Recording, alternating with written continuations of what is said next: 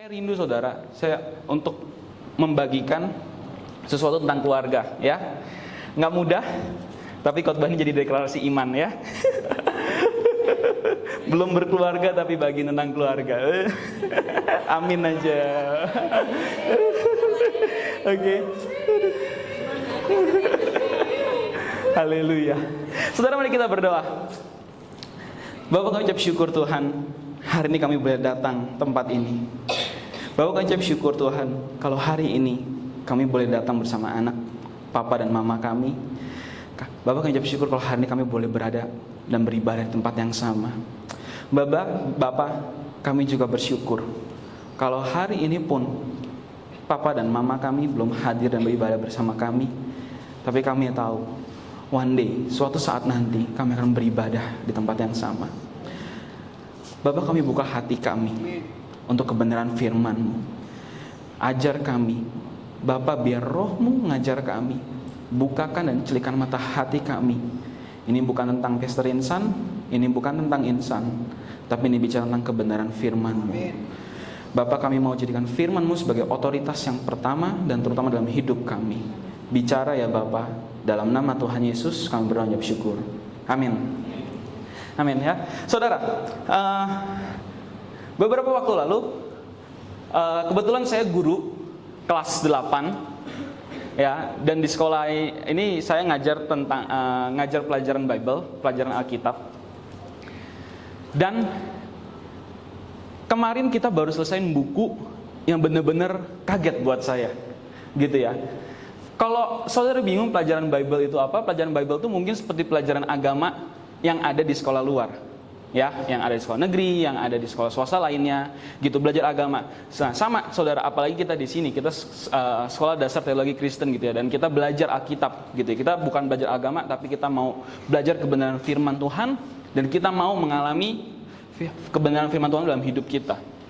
Dan saudara tahu apa yang buat saya kaget, dan menurut saya ini yang nggak pernah disinggung. Waktu saya SMP, SMA nggak disinggung banyak. Waktu saya sekolah, gitu ya. Nah, saudara tahu, gampang banget anak kelas 8 belajar Alkitab. Topiknya apa? Topiknya tentang keluarga, gitu. Waktu saya buka bukunya, waktu saya pelajarin gitu ya, waktu saya persiapan diri saya buat ngajar, saya bingung. Ini tentang keluarga, tapi kok banyak banget dia kasih contoh binatang. Di sana salah satunya ada kura-kura laut, penyu laut. Terus di dalamnya juga ada contoh tentang singa gitu ya. Tapi saya kan persingkat buat saudara. Saya bingung kenapa ya. Akhirnya saya baca, saya penasaran. Ada satu pertanyaan di buku itu. Menurut kamu gitu ya, kenapa binatang itu bisa cepat belajar sendiri? Maksudnya begini ya, kalau misalkan singa itu belajarnya termasuk cepat saudara. Singa lahir, lewat setahun 2 tahun dia sudah bisa berburu. Selama itu singa ikut sama orang tuanya, nah dia akan ngerti. Dia akan tahu dengan jelas caranya berburu. Dia akan tahu dengan jelas, terutama buat yang perempuan. Kalau singa yang perempuan itu kalau berburu, dia akan bunuh mangsanya, dia akan bawa kasih ke yang jantannya makan dulu, gitu. Nah tapi prosesnya itu ternyata cepat saudara. 2 tahun saudara. 2 tahun udah bisa berburu, udah bisa hidup gitu. Tapi saudara pernah tanya nggak gitu? Ya, dan di buku itu juga sama kasih pertanyaan. Tapi kamu sadar nggak? Kenapa prosesnya manusia itu panjang? Gitu. Manusia itu ada yang batita, balita, anak-anak, remaja, ya enggak? Ya. Kenapa prosesnya itu panjang? Kayak mungkin kalau saudara-saudara yang merantau baru sampai gitu ya, terutama yang lulus SMA merantau gitu kan, atau kurang lebih seperti saya deh. Saya juga termasuk mirip-mirip. Papi saya nggak ada 2017 yang lalu. Itu berarti saya di umur 20-21. Ya, saya di umur 20-21, papi saya udah nggak ada. Ya, dan itu adalah momen dimana saya masih kuliah. yang mana kebutuhan disediakan dari papi saya. Gitu. Jadi saudara bisa ngeliat nggak, proses itu panjang banget dari saya umur 0 sampai 21 tahun pun, atau anggaplah sampai SMA. Akhir SMA tuh 18 tahun, itu masih bergantung banget sama orang tua. Sementara binatang, itu lewat 1 tahun, 2 tahun, itu udah bisa dilepas sendiri. Saudara tahu, jawabannya adalah karena Tuhan punya rencana. Untuk kita sebagai manusia, Tuhan punya rencana. Untuk saya seperti seorang pribadi, Tuhan ada rencana dalam hidup saya. Dan saudara tahu, ketika saya hidup, pengaruh saya, keberadaan saya di bumi ini, sadar tidak sadar, itu besar. Gak cuma untuk saya sendiri, tapi keberadaan saya di muka bumi ini besar, bisa berpengaruh untuk orang lain, bahkan berpengaruh untuk bumi itu sendiri. Ya, sekarang kita komplain gitu ya, bumi rasanya panas. Ya, tapi pertanyaannya siapa yang ngerusak bumi? Ya manusia. Kalaupun ada siapa yang bisa memperbaiki bumi, ya manusia. Jadi saudara bisa lihat ya, Tuhan itu ciptakan manusia, itu dampaknya itu benar-benar besar. Gitu, dan saya melihat dan saya membayangin gitu ya, kayak saya tahu ceritanya Adam dan Hawa, saya tahu Tuhan minta mereka memenuhi bumi dan taklukkan. Tapi ketika saya baca buku itu saya sadar, kenyataannya bumi ini dipengaruhi banget loh sama keberadaan kita. Nah, karena keberadaan kita ini saudara, ya saya, saudara semua di sini itu sangat penting. Makanya prosesnya nggak bisa cepat. Secara fisik kita dipersiapkan, secara mental kita dipersiapkan, secara emosi kita dipersiapkan. Ya, kita sering dengar ya, kalau yang SMP, SMA tuh lagi puncak-puncaknya nakal, gitu. Ya, tapi itu bicara tentang emosi kita yang mulai berubah. Tuhan persiapkan untuk bisa lebih masuk ke jenjang dan level berikutnya. Nah, jadi saudara, hal pertama yang saya mau sampaikan bahwa kita harus bisa mengerti dari sudut pandangnya Allah bahwa kehadiran kita itu sangat penting. Gitu. Proses yang Tuhan berikan sama kita, pribadi lepas pribadi, dari 0 sampai 17 tahun, itu sangat penting dan menentukan. Kenapa? Karena kita hidup itu umurnya minimal 70 tahun. Ya, minimal 70 tahun gitu kan. Ya, kalau Mazmur bilang kalau kamu kuat bisa 80 tahun. Tapi ada yang percaya di Alkitab dia bilang Abraham mereka sampai 90 tahun, bahkan ada yang percaya sampai 90 tahun. Jadi saudara bisa bayangin nggak? Hidup 17 tahun, kita dipersiapkan untuk 50 tahun atau 40 tahun yang akan datang. Ya, dan semua 17 tahun ini, prosesnya ada di mana? Keluarga. Bukan di sekolah aja. Sekolah salah satunya. Tapi Tuhan bilang keluarga.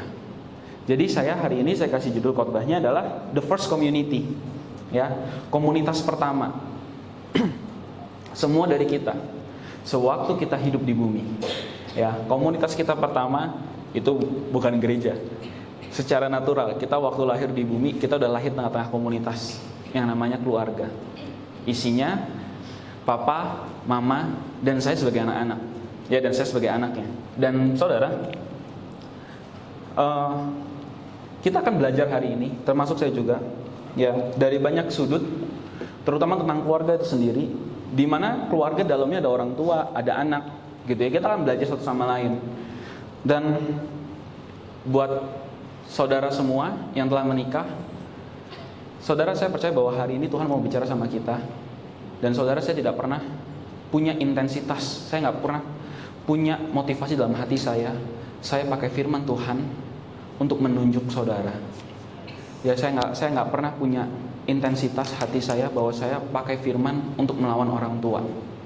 Amin. Tapi saya percaya ini adalah tempat di mana baik kita, papa, mama, juga anak-anak, hari ini kita bisa belajar.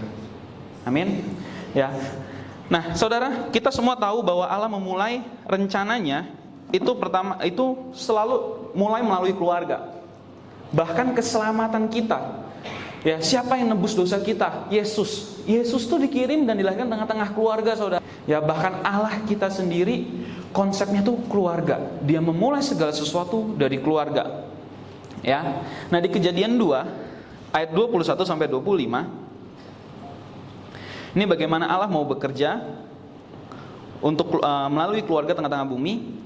Lalu Tuhan Allah membuat manusia itu tidur nyenyak. Ketika ia tidur, Tuhan Allah mengambil salah satu rusuk daripadanya, lalu menutup tempat itu dengan daging. Dan dari rusuk yang diambil Tuhan Allah dari manusia itu, dibangunnyalah seorang perempuan, lalu dibawanya kepada manusia itu. Lalu berkata manusia itu, inilah dia, tulang dari tulangku dan daging dari dagingku. Ia akan dinamai perempuan, sebab ia diambil dari laki-laki. Sebab itu seorang laki-laki akan meninggalkan ayahnya dan ibunya dan bersatu dengan istrinya, sehingga keduanya menjadi satu daging. Mereka keduanya telanjang, manusia dan istrinya itu, tetapi mereka tidak merasa malu. Ya, kita stop sampai di sini, saudara. Saudara, kita tahu sebelum Hawa lahir, sebelum Hawa diciptakan, sebelum perempuan diciptakan, Allah itu kasih visi. Allah itu kasih tujuan sama Adam. Amin. Nah, tujuannya dia bilang taklukkan bumi, kasih nama semua. Tapi saudara, kita juga tahu bahwa waktu itu ya Adam perlu penolong. Makanya Allah ciptakan perempuan untuk Adam, untuk nolong Adam, untuk nolong laki-laki. Amin. Jadi saudara lihat, pada akhirnya kepenuhan dari tujuan Allah untuk manusia bisa berkuasa di bumi, itu pada akhirnya adalah Allah buat gandeng Adam dan Hawa. Ya, nggak cuma laki-lakinya toh, tapi ada laki-laki sama perempuannya, ada suami sama istri. Amin. Dan Allah pun, saudara, cara berpikirnya itu bergenerasi. Karena Allah tahu apa yang dia berikan, apa yang Allah delegasikan sama Adam, itu gak bisa beres sekali. Gak bisa beres sekali waktu itu. Makanya Allah minta, penuhi bumi dan taklukkanlah. Generasi punya anak. Jadi ide keluarga itu sendiri, saudara, itu dari Allah. Amin. Ya. Nah, jadi kita akan lihat ya, sekarang saya mau sampaikan sama saudara beberapa nilai gitu tentang keluarga itu sendiri, ya. Karena tadi kita tahu bahwa di dalam keluarga itu ada suami, ada istri, ada anak-anak. Amin. Ya. Saudara, mari kita buka sedikit, kita mau review sedikit apa yang Tuhan katakan ya tentang keluarga ya di antara kita satu sama lain. Mari kita buka dari Efesus 5 ayat 22. Firman Tuhan mengatakan, "Hai istri, tunduklah kepada suamimu seperti kepada Tuhan. Karena suami adalah kepala istri, sama seperti Kristus adalah kepala jemaat. Dialah yang menyelamatkan tubuh." Jadi saudara, sebelum kita ngomong lanjut fungsi keluarga, apa yang Tuhan lakukan, saya percaya bahwa ini adalah fondasi yang penting buat kita semua. Ya, buat saudara yang belum menikah atau yang sudah menikah, ya firman Tuhan bilang, ya sama istri, kepada istri, Tuhan bilang, Paulus bilang, "Hai istri, tunduklah kepada suamimu seperti kepada Tuhan." Ya, tunduk sama suaminya seperti kepada Tuhan. Ya, buat saudara yang masih single, ya saya juga mau mengingatkan apa yang beberapa pastor sampaikan, terutama buat yang perempuan, penting sekali saudara. Kalau saudara nanti waktu punya pasangan, itu memiliki pasangan yang takut akan Tuhan. Amin. Ya, kalau dapat laki pria, ya itu harus takut sama Tuhan. Ya, amin. Karena firman Tuhan bilang tunduk. Saudara bisa bayangin gak sih saudara, ya kalau misalkan saudara dapat laki-laki yang gak cinta Tuhan, saudara mau bergantung sama siapa? Dalam keluarga saudara, laki-lakinya gak takut Tuhan, dan sementara firman Tuhan bilang, ya kamu sebagai perempuan kamu harus tunduk gitu. Alangkah susahnya ya. Gitu ya. Dan buat yang laki-laki, udah diomongin ya, kalau laki-laki kamu belum dapat pasangan, berarti kamu perlu belajar lebih dalam, kenali panggilan Tuhan seperti Adam, karena penolong itu lahir ketika Adam punya panggilan, bukan ketika Adam punya uang. Amin ya. Saya percaya buat yang laki-laki, saudara laki-laki, dan saudara merindukan penolong, ya, ingat saudara merindukan penolong. Jadi kalau saudara merindukan penolong, pasti ada pekerjaan yang saudara lakukan. Amin. Visi, mimpi, dan goal yang dari Tuhan. Amin. Ya kalau belum punya, fokus sekolah. Oke. Minimal lulus sekolah dulu ya, SMA. Oke. Yang pertama, lalu berikutnya di bawahnya saudara, ayat 28 sampai 29. Ini buat yang laki-laki. Demikian juga suami harus mengasihi istrinya sama seperti tubuhnya sendiri. Siapa yang mengasihi istrinya mengasihi dirinya sendiri. Sebab tidak pernah orang membenci tubuhnya sendiri, tetapi mengasuhnya dan merawatnya sama seperti Kristus terhadap jemaat. Ya. Ini buat sekali lagi nih, buat yang perempuan, kita bisa lihat di sini dibilang demikian juga suami, ya, kalau nanti dapat laki-laki harus mengasihi istrinya sama seperti mengasihi tubuhnya sendiri. Ya, mengasihi seseorang seperti mengasihi tubuhnya sendiri. Ini kalau firman Tuhan ini ngomong udah dalam banget, apalagi dibilang meninggalkan ayah dan ibunya menjadi satu dengan istrinya. Jadi suami sama istri itu di hadapan Tuhan itu satu. Jadi kalau suami sakitin istrinya, itu sama kayak sekarang laki-laki, kayak saya laki-laki, saya ngelukain diri saya sendiri. Ya, saya potong-potong diri saya sendiri, itu konyol banget. Gitu ya. Dan ya, sebab tidak pernah orang membenci tubuhnya sendiri, tetapi mengasuhnya dan merawatnya. Buat yang laki-laki, katakan gini, ya, kalau kita mau mengasihi perempuan atau mengasihi istri, ya itu Tuhan sebenarnya kasih kita gambaran, tahu. Gitu, sebab tidak pernah orang membenci tubuhnya sendiri, tetapi mengasuh dan merawatnya. Oke, itu nggak pusing. Tapi yang paling jelas adalah Tuhan kasih gambaran sama seperti Kristus mengasihi jemaat. Siapa di sini jemaat Tuhan?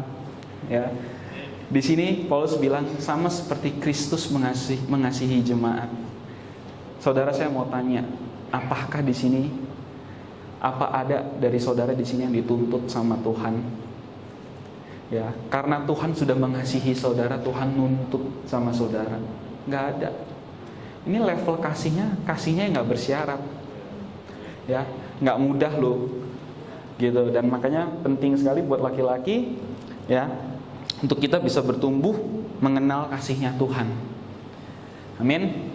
Ya, karena kasihnya Tuhan tuh nggak bersyarat sama kita. Karena kalaupun saya bisa mengasihi seseorang, ya, saya mau bahwa kasihnya saya tuh sama, berusaha sebisa mungkin seperti Kristus mengasihi jemaat, tidak menuntut. Ya. Dan yang terakhir yang disinggung, Kolose 3 ayat 21. Ayat 20 deh. Dari ayat 20 kita belajar bareng-bareng. Naik satu. Ya, hai anak-anak, taatilah orang tuamu dalam segala hal, karena itulah yang indah di dalam Tuhan. Ayat 21. Hai bapak-bapak, janganlah sakiti hati anakmu, supaya jangan tawar hatinya. Amin. Ya, saudara, buat saudara yang saat ini, ya, dan saya percaya bahwa sebenarnya kita semua adalah anak-anak, ya. Kita mau setua apapun di hadapan orang tua kita tetap anak. Ya, walaupun saudara sudah menikah, dia bilang, tapi di sini katakan, ya, untuk yang anak, ya, yang masih youth, waves, Tuhan bilang, taatilah orang tuamu. Oke. Tuhan minta kita taat sama papa dan mama kita. Ya, dan yang terakhir, Tuhan kasih kita contoh goal buat bapak-bapak. Hai bapak-bapak, janganlah sakiti hati anakmu, supaya jangan tawar hatinya. Ya. Saudara, buat saudara yang bapak-bapak, ketika saudara marah, ya, saya pernah suatu kali ketemu sama orang tua yang bijak, gitu. Dia bilang gini, orang tua yang bijak ini, dia bilang gini sama saya, Saya tahu gitu, saya tuh mungkin gampang marah.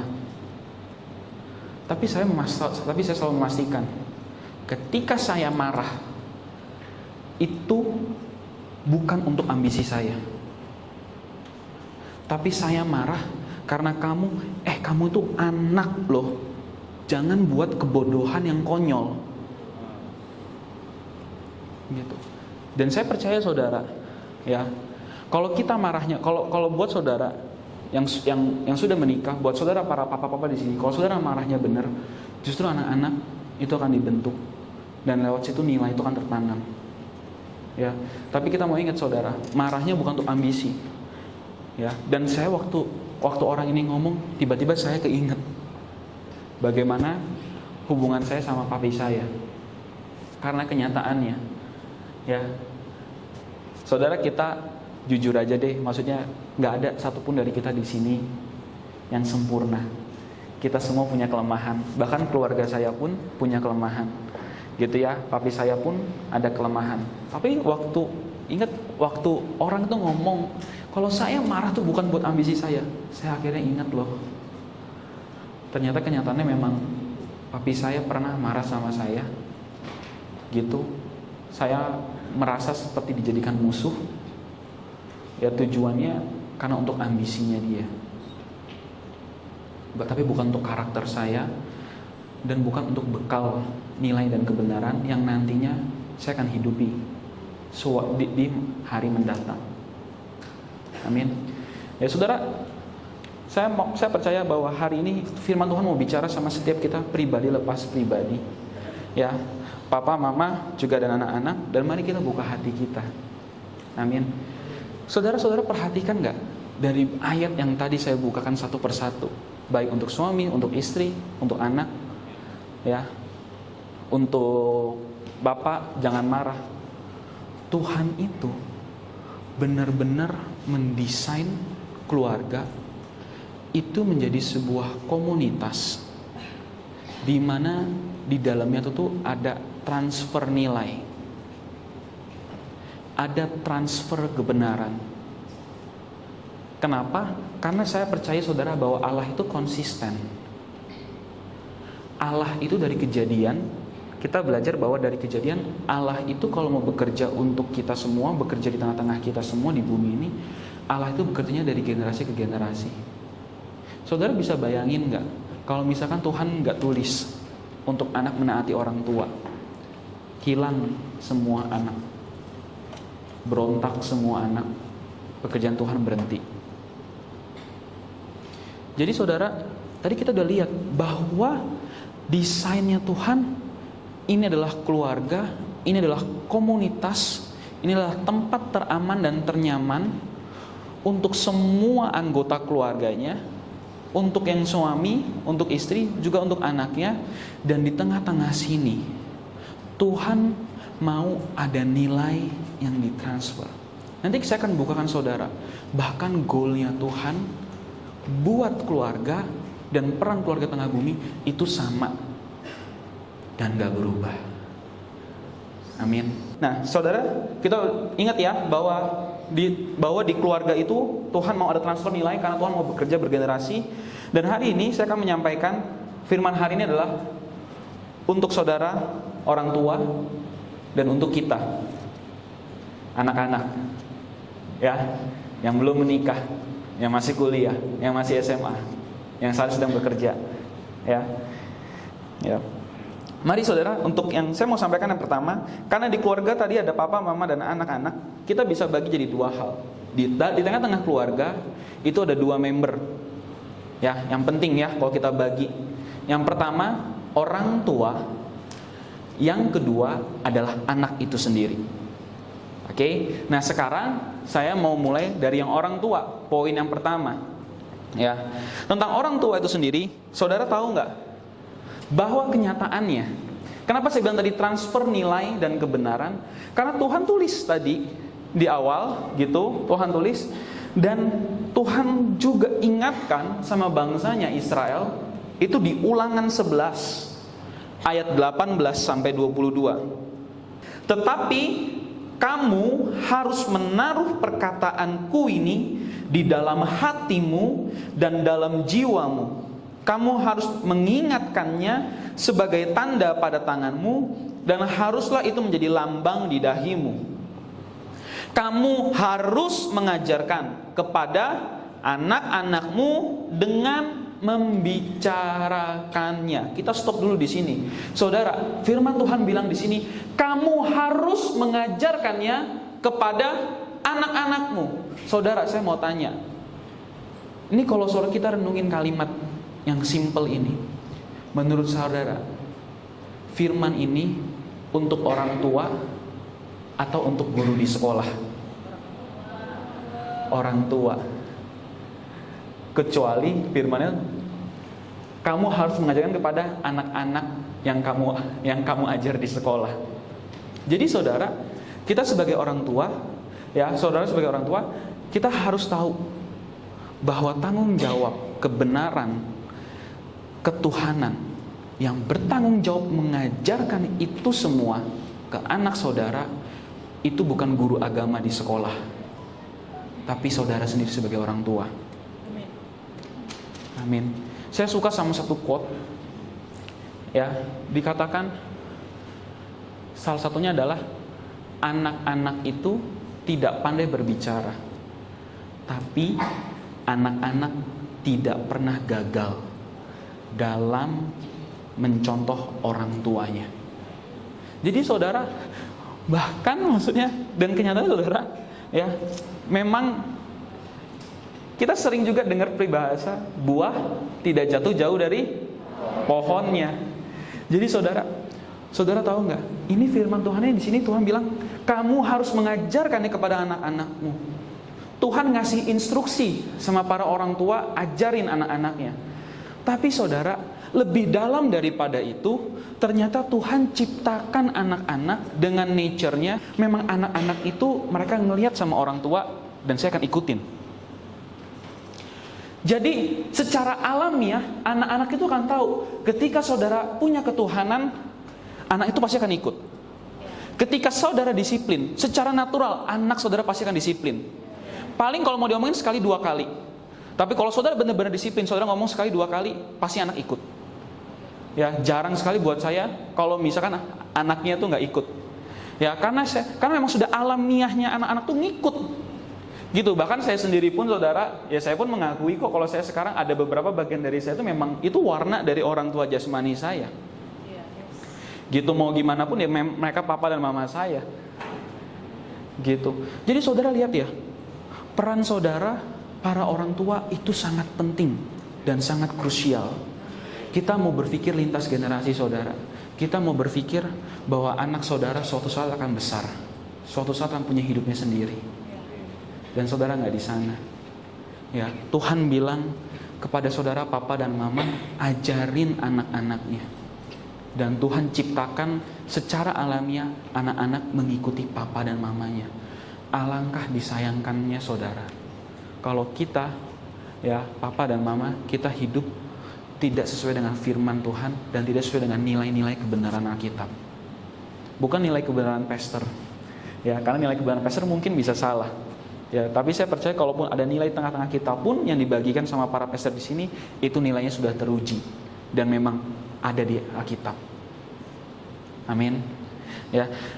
Lanjut berikut, kamu harus mengajarkannya kepada anak-anakmu dengan membicarakannya apabila engkau duduk di rumahmu. Ya, Tuhan bilang di sini, nanti kalau kamu duduk di rumah, kamu ajarin ya sama anak kamu gimana caranya ikut Tuhan, gimana caranya beriman, gimana caranya berdoa. Simple. Itu hal yang simple yang saat ini kita ada, ya, yang kita bisa lakukan.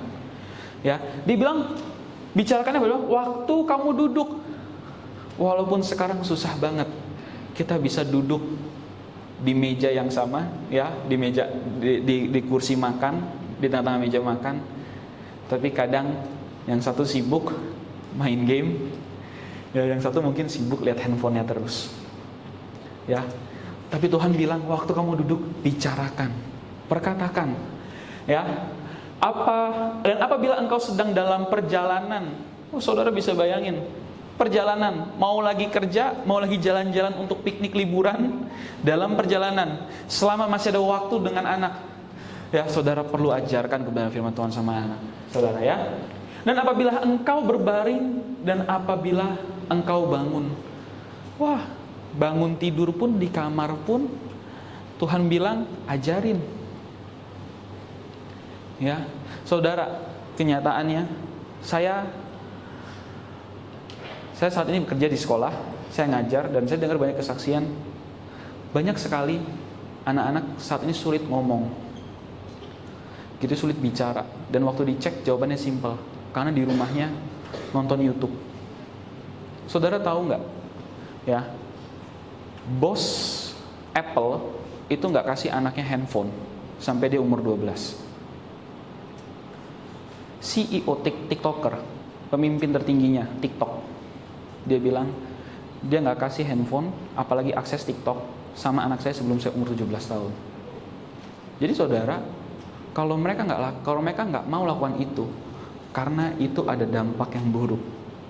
Saudara ngerti nggak sih? Mereka punya produk dan produk itu ngasih keuntungan buat mereka, tapi mereka tahu tuh produknya, tapi mereka tahu bahwa produk itu dampaknya nggak bagus buat anak-anak, sehingga anak mereka sendiri pun mereka nggak kasih. Sungguh amat disayangkan nih saudara. Dan kenyataannya saudara, saya ngomong dari segi para guru di sekolah, akhirnya saya ngerti kenapa anak-anak yang masih kecil kadang biar nggak nangis saya kasih YouTube deh, dia diem. Terus waktu gede dia nggak bisa ngomong, dia diem, ditanyain diem aja, kosong gitu. Saudara tahu, karena anak-anak otaknya itu tidak terstimulasi, otaknya itu tidak terangsang. Karena ketika mereka lihat YouTube, ketika mereka ngelihat itu semua, mereka itu makan sesuatu yang instan, sehingga otak mereka tuh nggak bisa berpikir dan otaknya tuh tidak bisa membayangkan. Gitu. Orang bilang nonton banyak makin kreatif. Buat saya, seharusnya anak-anak itu malah bisa membayangkan. Gitu. Anak-anak justru lebih penting untuk anak-anak membaca, karena waktu mereka baca, mereka bisa membayangkan di pikiran mereka. Jadi otaknya itu bekerja dan berpikir. Tapi kalau kita cuma kasih video, kita kasih game, anak-anak cuma hanya makan aja, makan sesuatu yang instan, tidak diolah, gitu. Dan saudara tahu, ini adalah studi dari orang-orang yang mempelajari anak. Dan saudara, betapa luar biasanya saudara. Waktu saya dengar studi itu, saya teringat sama firman ini. Ternyata Tuhan bilang loh, kamu harus mengajari kepada anak-anakmu dengan membicarakannya. Apabila engkau duduk di rumahmu dan apabila engkau sedang dalam perjalanan, apabila engkau berbaring dan engkau bangun. Saudara, buat saudara para orang tua, kalau saudara bangun dan tidur sama anak saudara kira-kira udah kuliah atau masih kecil? Masih kecil. Saudara, ini ayat ini tulis untuk para orang tua dengan momen di mana anak-anak itu tuh masih nempel sama mereka, sama orang tua kemana-mana. Tuhan bilang, ajarkanlah. Itu tanggung jawab saudara sebagai orang tua. Amin. Ya. Lalu berikutnya ayat 20. Engkau harus menuliskannya pada tiang rumahmu dan pada pintu gerbangmu. Bukan cuma diajarkan, ditulis di mana-mana ada. Jadi prosesnya itu saudara bisa lihat ya, keluarga, rumah di tempat saudara tinggal saat ini, di tempat papa, mama dan anak-anak tinggal, ketika malam pulang tidur di satu atap yang sama, di sana itu proses pembentukan yang sebenarnya terjadi. Bukan di sekolah yang mahal, bukan di sekolah yang bagus, bukan di gereja anak. Yang pertama di keluarga. Sekolah dan sekolah minggu atau gereja anak itu mensupport apa yang saudara taruh. Amin. Ya, tapi yang pertama, bonggol utamanya, motor utamanya ada di keluarga, ya.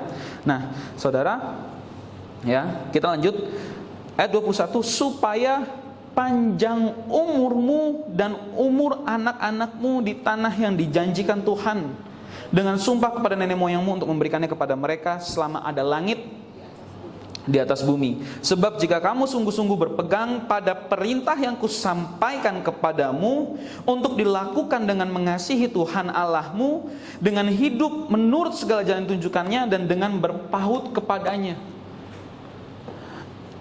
Saudara, saya waktu buat ini nih, saya sedih dan saya nangis. Dia bilang, saya mau tanya deh sama papa dan mama semua di sini, para orang tua. Saudara mau nggak sih anak saudara umur panjang dan berbahagia? Saudara lihat di sini. Sebab jika kamu sungguh-sungguh berpegang pada perintah yang kusampaikan. Kalau saudara mau lihat anak saudara umur panjang berbahagia, saudara adalah orang yang bertanggung jawab. Perintah yang kusampaikan, nilai itu bicara, perintah yang kusampaikan itu bicara tentang nilai dan kebenaran firman Tuhan, saudara. Ya, kepadamu untuk dilakukan dengan mengasihi Tuhan. Hidup anak saudara itu hidup yang Tuhan tunjukkan, bukan maunya papa dan maunya mama. Saya hari ini sharing ini bukan untuk mensupport anak saudara mungkin sedang kekeh dan memberontak, tapi saudara, kenyataannya Tuhan yang memberikan panggilan, Tuhan yang taruh itu dalam anak. Memang semua hikmatnya tinggal tergantung dengan papa dan mamanya aja. Tapi dia bilang, dengan mengasihi Tuhan Allahmu dan dengan hidup menurut segala jalan yang ditunjukkannya dan berpaut kepadanya, yang bergantung sama Tuhan. Kenapa saya nangis? Karena saya salah satu anak yang hidupnya, ya kamu harus, kalau insan hidup, insan besar, ya hidup kamu tuh ya maunya papi. Buka toko, sekolah, S1 beres, buka toko. Kadang saya sampai ke tadi berusaha ngomong, kayaknya insan gak dipanggil deh, gak kuat untuk di toko. Itu. Dan saudara lah, terus peran saya sebagai papa dan mama apa? Saya percaya papa dan mama adalah otoritas yang Tuhan kasih dalam hidup anak saudara. Saudara, kalau kita lihat di sini, ya papa dan mama tidak menentukan panggilannya, tapi saya percaya papa dan mama Tuhan kasih hikmat. Karena ketika anak tunduk di bawah papa dan mamanya, ada anugerahnya Tuhan. Tuhan akan kasih hikmat sama papa dan mama untuk bantu anak mengenali, kayaknya Tuhan panggil kamu di sini deh. Untuk tuntun anaknya semakin kenal sama Tuhan. Sorry saudara, bukan cuma sekedar cari uang. Ini firman Tuhan yang bilang.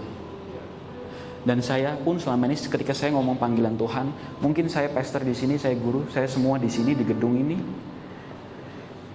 Tapi saudara, saya cuma kasih tahu, saya hari ini ada bukan karena Pak Stef minta, bukan karena Pak Coeng suruh saya berdiri di sini, tapi karena saya tahu Tuhan yang tempatkan saya di sini. Saya percaya bahwa memang pada akhirnya orang tua harus berbesar hati ketika semua nilai diimpartasikan sama anak. Orang tua harus berbesar hati untuk biarkan anaknya memilih, menggantung, berpaut sama Tuhan. Karena kelak cepat atau lambat saudara akan ada waktunya, anak saudara akan menjalani hidup ini sendiri. Ya, paling gampang saya deh. Ya, saya mungkin gak sendiri, tapi saudara, sewaktu papa saya gak ada, segala kebutuhan, segala keuangan itu menjadi nyata buat saya. Tapi saya bersyukur saudara, sampai saat ini saya dimuridkan sama Pak Stef. Dan Pak Stef bilang, insan beriman, Tuhan ada bersama dengan kamu. Kalau hari ini saya ada saudara, saya bisa berdiri di sini. Kalau saya bisa punya pekerjaan, ya saudara, itu semua karena saya bergantung, karena saya tahu Tuhan yang minta saya di sini. Ini bukan tentang uangnya. Ada Amsal menuliskan, uang yang didapat dengan cepat akan hilang begitu dengan cepat. Artinya apa sih saudara? Tuhan mau berkatin kita. Ikut Tuhan itu gak berarti miskin. Amin. Tuhan mau berkati kita. Cuma cara kita diberkati itu prosesnya dari Tuhan. Kita sebagai manusia, kita nggak berhak untuk menentukan caranya Tuhan berkatin kita, karena itu adalah bagian Tuhan. Bagian saya sebagai anak, kalau saya sebagai anak, bagian saya adalah hidup menurut dengan jalannya Tuhan dan bergantung sama Tuhan.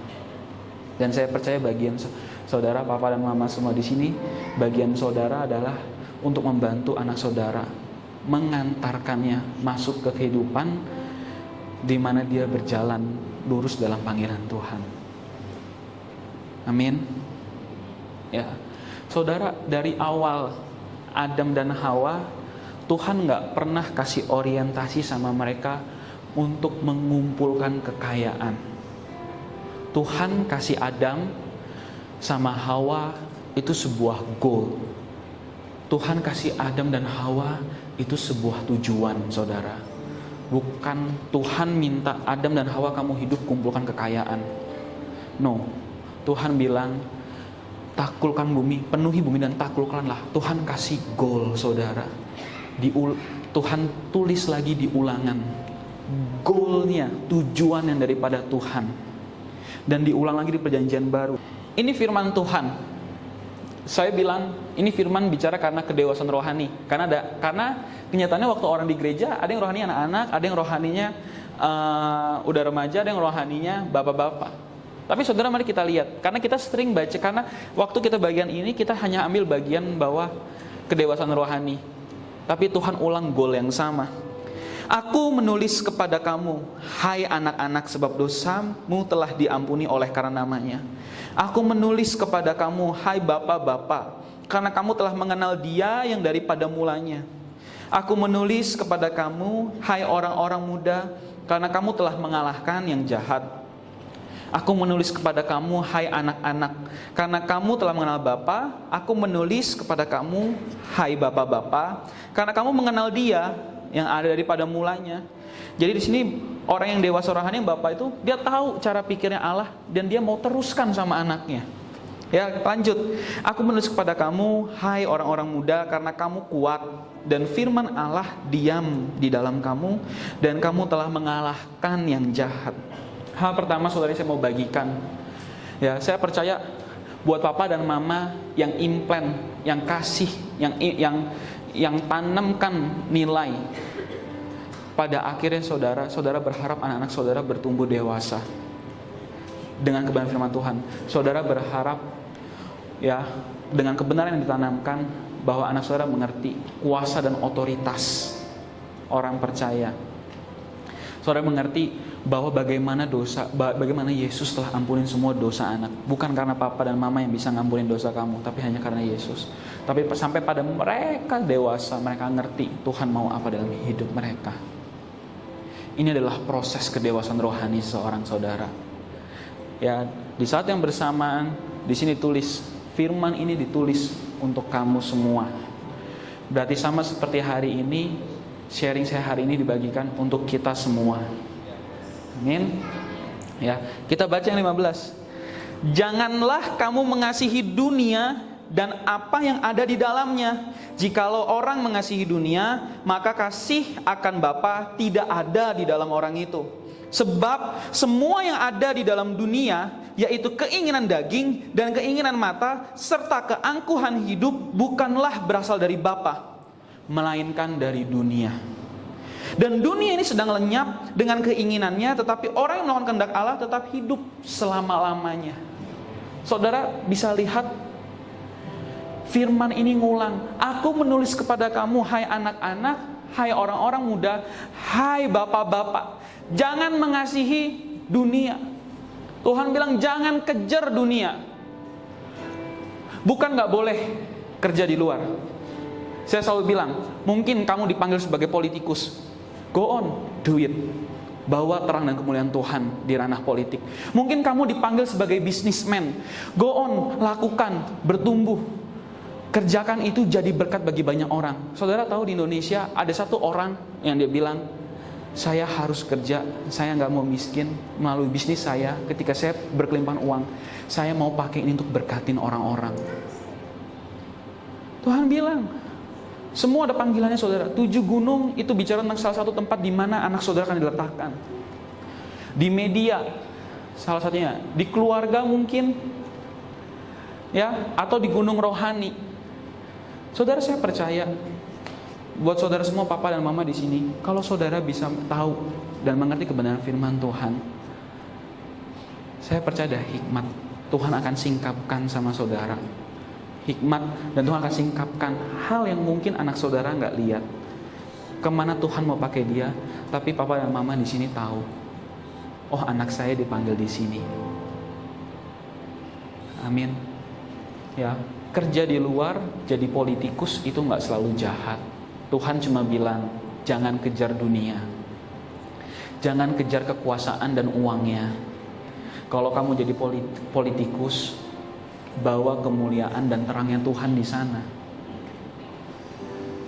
Dan apa yang mereka bawa itu tergantung saudara, dengan apa yang saudara tanamkan sewaktu anak-anak saudara masih kecil. Amin. Peran saudara itu besar. Saudara, papa dan mama di sini semua, Tuhan panggil saudara, papa dan mama sebagai orang yang Tuhan desain sealam alamiah untuk meneruskan nilai, untuk bawa anak saudara masuk panggilan Tuhan. Artinya saudara, kalau Tuhan kasih tanggung jawab itu sama papa dan mama, kelak di hadapan Tuhan, semua papa dan mama di sini akan mempertanggungjawabkan itu di hadapan Tuhan. Orang tua saya bertanggung jawab sama saya. Ya, kalau saya bayangkan kalau saya jadi orang tua gitu, saya bilang gitu ya. Kenyataannya memang itu saudara. Saya udah bilang sama Jessie, dia bilang, saya pengen punya waktu banyak sama anak saya. Gitu saya bilang, kalau mau sekolah di RPI. Biar kamu sama aku kita ketemu sama anak ini. Ya, karena lakukannya dari waktu bangun tidur sampai tertidur, waktu duduk, waktu jalan-jalan. Itu kebenarannya. Saya bilang, saya mau begitu. Bukan masalah saya nggak bisa bayar sekolah yang mahal. Tapi masalahnya adalah karena ini firman benih yang Tuhan taruh dalam hidup saya. Ini jadi rema. Kelak saya akan bertanggungjawabkan rema ini di hadapan Tuhan, loh saudara. Saya bilang sama dia, kalau saya jadi orang tua nanti, dan kalau saya sudah habis umur di bumi, saya akan ngadep Tuhan. Saya akan bilang, Tuhan, saya sudah lakukan yang terbaik buat anak saya.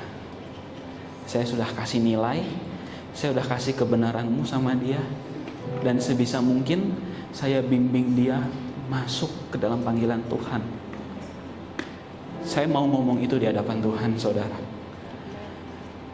Saya selesaikan tanpa sisa. Saya mau bereskan tanggung jawab saya, kelak saya jadi orang tua. Dan saudara tahu nggak? Ya, buat papa dan mama, kalau saudara tahu anak saudara dipanggil, memang berat. Saya percaya, gitu ya. Memang kenyataannya, dan saya merasa saya melihat tidak mudah ya ketika kita tahu mungkin, oh anak saya dipanggil di gunung rohani. Uangnya dari mana? Bagaimana dia hidup? Saudara, saya percaya pertanyaan itu tidak akan pernah muncul, dan kekhawatiran itu tidak akan pernah muncul dengan papa dan mama kalau papa dan mama benar-benar berdiri dalam mempraktekkan nilai ketuhanan buat anak saudara. Ini salah satu hal yang saya lihat. Kalau saudara benar-benar setia, kasih perpuluhan, saudara benar-benar menggantungkan itu sama Tuhan, saudara nggak akan pernah khawatir persediaan buat anak saudara, dan anak saudara akan tahu itu. Saya percaya itu terjadi. Karena anak nggak pernah gagal untuk meniru orang tua. Jangan kaget kalau saudara ngomong keras sama anak dan anak saudara memberontak. Karena anak nggak pernah gagal meniru saudara. Saya percaya kalau saudara bangun kedisiplinan yang kuat, ketuhanan. Ya, ketika datang beribadah, saudara bilang jangan telat. Ketika berlibur, apapun yang terjadi, hari Minggu harus ke gereja. Mungkin kamu lagi nggak di Serang, tapi kalau kamu lagi liburan Minggu ke gereja ya, itu ketuhanan loh saudara. Kalau saudara lakukan itu berulang kali, anak saudara tahu. Kalau saudara lagi liburan, lagi libur Natal mungkin, saudara lagi pulang kampung, gitu, saudara lagi nggak di Serang, dan itu kena hari Minggu, saya percaya anak saudara akan melihat dan mengikuti jejak saudara. Dimanapun berada, di kampung, di kota lain, di tempat wisata, gitu ya, di tempat yang banyak liburan. Kalau hari Minggu, walaupun suasana liburan, saudara ajak anak saudara ke gereja. Saudara tahu nilai ketuhanan itu ada dalam hidup anak itu. Satu kesaksian dari Pak Sef yang memberkatin saya, saudara. Suatu kali Kenneth sama Grace itu diajak liburan sama keluarganya. Tapi hari itu hari Minggu dan Pak Sef tuh harus retret, harus melayani di retret encounter. Pak Sef bilang, saya harus datang. Anak-anak mau main, oke nggak apa-apa. Dan Pak Sef kasih pesan sama Kenneth, Grace, nanti bilang ya sama paman, kalau kamu harus ke gereja dulu baru bisa main. Saudara tahu, waktu Pak Sef nyampe Serang, dia mau melayani di RE sama Bu Sien, Pak Sef telepon sama Kenneth atau Grace, dia bilang, udah ke gereja belum? Udah berangkat gereja belum? Mereka bilang belum. Gitu, karena nggak ada yang nganter. Saudara tahu apa yang dilakukan sama Pak Sef? Pak Sef, kalau nggak salah Pak Sef tinggalin Bu Sien, karena Bu Sien biar main di RE, terus Pak Sef pulang balik ke Jakarta. Dia ajak anak-anaknya ke gereja. Itu tanggung jawab kita, tanggung jawab saudara sebagai orang tua. Kasih nilai ketuhanan. Dan saudara bisa bayangkan tanggung jawab yang saudara punya, yang saudara terima nih di pundak saudara, untuk mengajarkan nilai dan kebenaran, memimpin anak saudara masuk ke callingnya Tuhan. Tapi saudara nggak lakukan. Saudara susah untuk bertanggung jawab di hadapan Tuhan. Dan saudara bisa bayangkan hidup anak saudara. Kelak kenyataannya kalau kita ngomong dari umur, ya mungkin saudara, papa dan mama akan pergi lebih dahulu, tapi anak saudara akan lebih lama tinggal di dunia. Tuhan bilang kebahagiaannya adalah ketika mengikuti jalan dan hidupnya berpaut. Saudara bisa bayangkan ketika saudara nggak ada, hidup anak saudara tidak dalam jalannya Tuhan, dan hidupnya tidak sedang berpaut sama Tuhan. Betapa suffernya, betapa menderitanya anak saudara. Dan kelak ketika dia kembali di hadapan Tuhan, terus Tuhan tanya, saya kasih kamu talenta, saya kasih kamu gift, saya panggil kamu untuk melayani sebagai pastor, saya panggil kamu dalam artian anak saudara, saya panggil kamu sebagai worship leader, saya panggil kamu sebagai guru, orang yang berdiri di bidang pendidikan. Tapi anak saudara nggak ada di jalurnya. Saudara bisa bayangkan betapa menderitanya mereka di bumi ini, dan betapa susahnya mereka mempertanggungjawabkan itu di hadapan Tuhan, saudara. Dan kenyataannya, saudara, ini bukan tentang pride dan kebanggaan kita, tapi semua pada akhirnya keluarga ini akan kembali hadapan Tuhan, dan kita akan mempertanggungjawabkan di hadapan Tuhan pribadi lepas pribadi. Tanggung jawab dan calling yang Allah telah tetapkan dalam hidup saudara, pribadi sebagai papa, pribadi sebagai mama, dan pribadi sebagai anak. Amin. Dan saya percaya ya, proses ini semua terjadi di keluarga. Dan saya renungkan ada 3 proses yang nantinya akan dilewati di dalam keluarga, yaitu pendidikan, disiplin, dan tekanan atau ujian. Saudara, sebelum saya lanjut ke 3 proses yang ada dalam keluarga ini, ya, tapi saya mengajak saudara, mari kita buat kesepakatan, maksudnya bukan kesepakatan ya, tapi pengertian yang sama di sini. Kalau memang benar kita akan mempertanggungjawabkan semua hidup kita di hadapan Tuhan, baik papa, mama maupun anak saudara. Kalau berarti artinya adalah kalau saudara mengasihi anak saudara, saudara nggak akan biarkan dia suffer. ya kan? Kalau saudara mengasihi anak saudara, saudara nggak akan biarkan anak saudara hidupnya muter-muter. Kalau saudara mengasihi anak saudara, saudara pasti akan bangga ketika anak saudara bahagia karena dia berfungsi. Saudara bisa bayangin gak sih saudara, kalau anak saudara Tuhan panggil dari kecil, dari Little Disciples, panggil sebagai singer. Terus saudara bisa nyanyi dan saudara ajarin nyanyi, atau saudara bawa dia les. Terus dia melayani. Dia pulang, ya nggak bawa makanan, nggak bawa snack, nggak bawa persembahan kasih. Dia pulang senang cerita, "Ma, Pa, aku senang loh hari ini aku melayani sebagai singer." Bahagianya anak pun saudara tahu kan. Akhirnya kebahagiaan saudara dan sayangnya saudara itu akan saudara dapatkan ketika saudara melihat tugas dan tanggung jawab saya selesai. Dan saya melihat dia masuk panggilan Tuhan.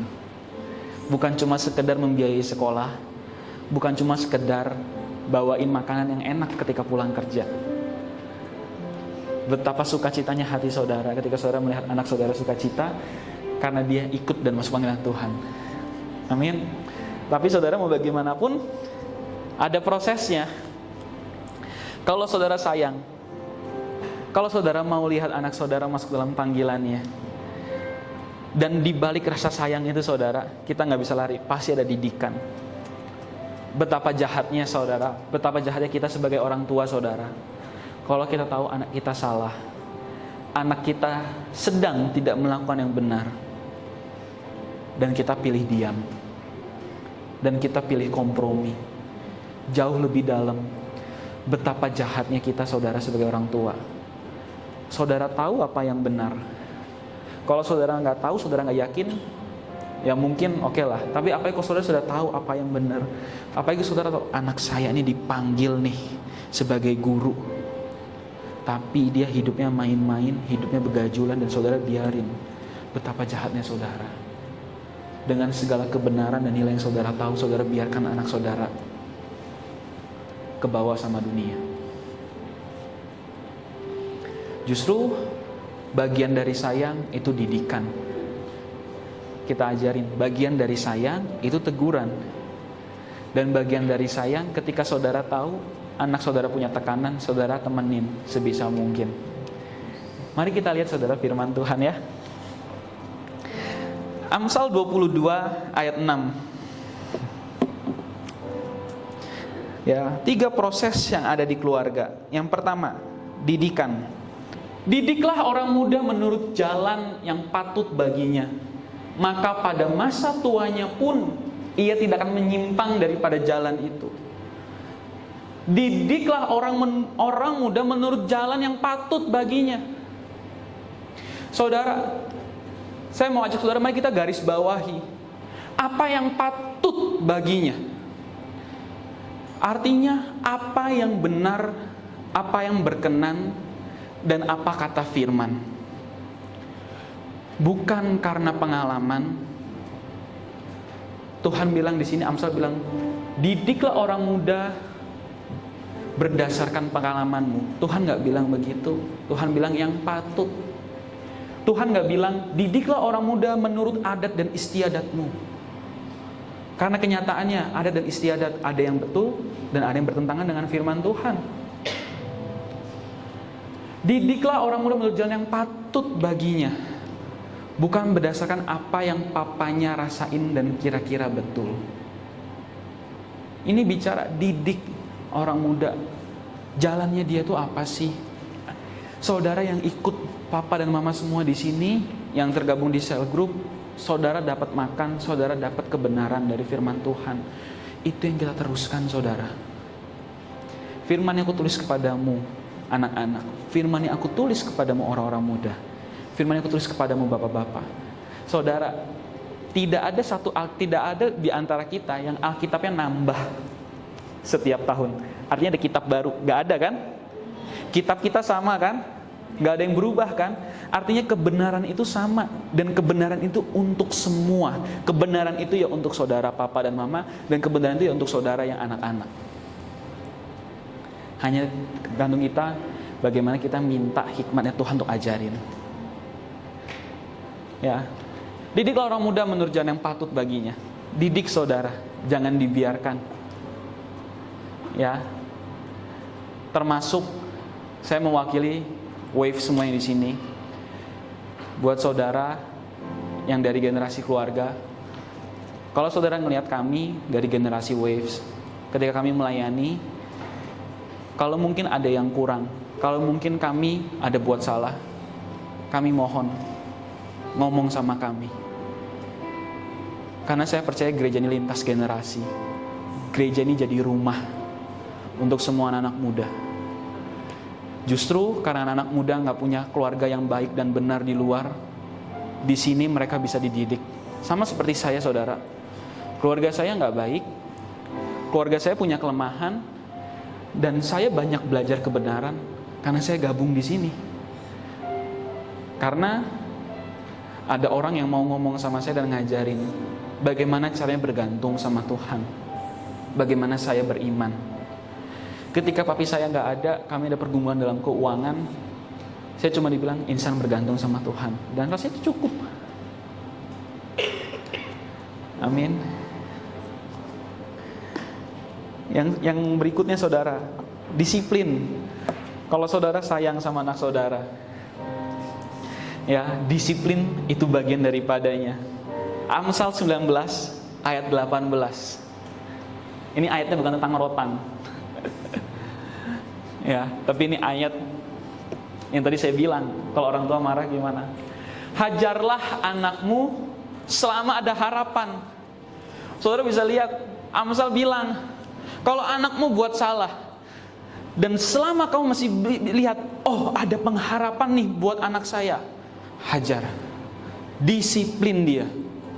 Jangan biarkan dia tenggelam dengan kesalahannya dalam kegelapannya saudara.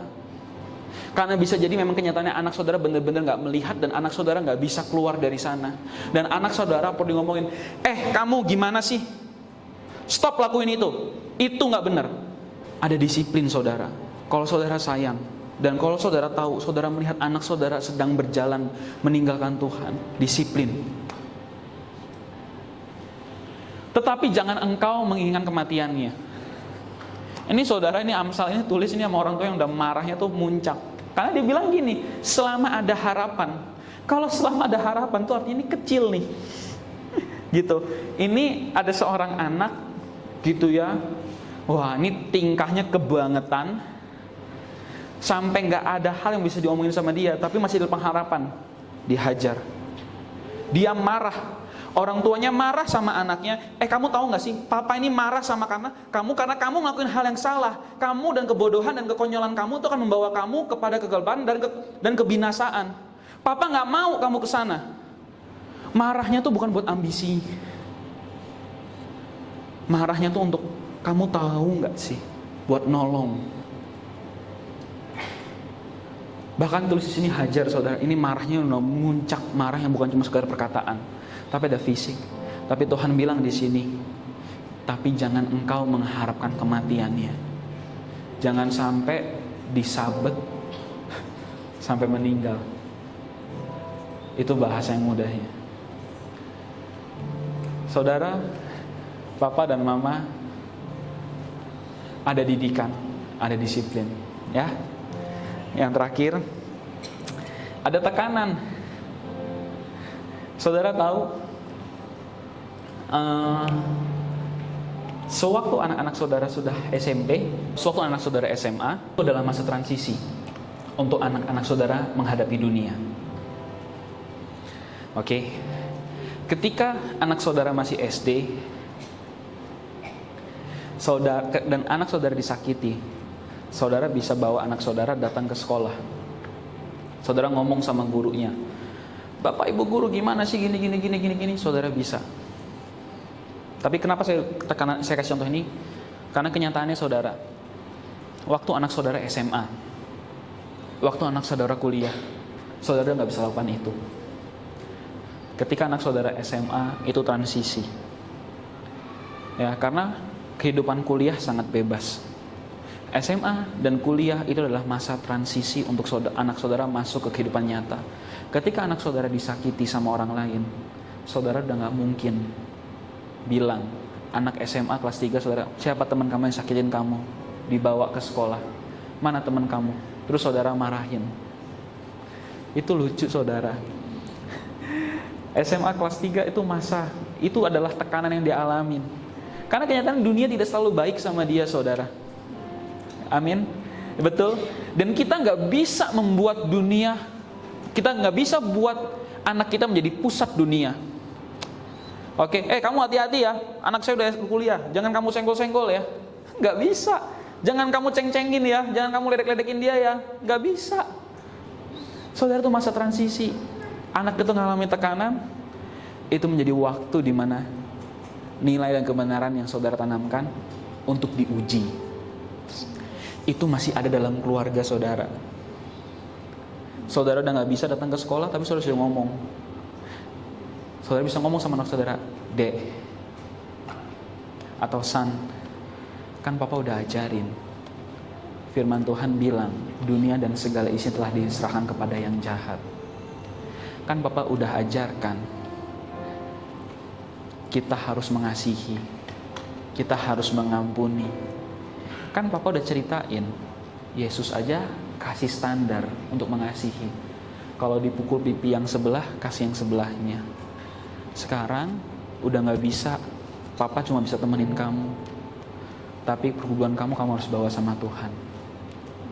Itu masa transisi saudara, dan itu masih ada dalam keluarga. Amin. Ya. Karena kenapa saudara? Tadi kita semua sepakat ya, bahagianya anak, bahagianya kita, ya, bahagianya kita ketika kita melihat anak kita bahagia waktu dia masuk panggilan Tuhan. Ya, itu bahagia yang sesungguhnya, bahagia yang benar di hadapan Tuhan. Bahagia karena saya melakukan seluruh tanggung jawab saya sebagai orang tua. Dan saudara tahu, firman Tuhan tuh tulis tentang itu. Kita buka ya, Amsal 17 ayat 6. Saya bisa nangis. Mahkota orang-orang tua adalah anak cucu, dan kehormatan anak-anak ialah nenek moyang mereka. Saya pengen suatu saat orang tua saya bilang, Papa Mama bangga sama kamu San, karena kamu hidup dengan nilai dan kebenaran yang Papa Mama ajarin.